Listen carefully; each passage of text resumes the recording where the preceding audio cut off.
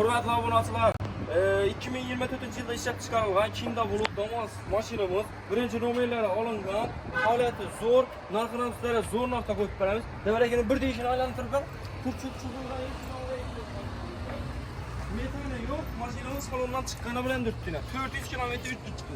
400 zavod qo'y, hamma zavod turibdi. Birdan ham nomeri 4,5 million so'm xarajat qilganlar, ko'raverasizlar, 400 kilometr o'tib turibdi. Hamma yerda garantiya mashinani. Bilasizlar, Damas mashinamiz salonda narxi 97 million so'm turadi. 97 million so'm. Endi bu narsalarni bozorda baholar tushib ketdi. Bizlar ham sizlarga tushgan zo'r narxda qo'yib beramiz. Birinchi nomeri bilan, hurmatli obunachilar, birinchi nomeri bilan 92 million so'm beramiz. 92 million so'm. E'tibor etinglar, avtokredit qo'lamonda sizda 5 million so'm bilan chiqarib beramiz. 5 million so'm 8 million to'yskilarga ketadi.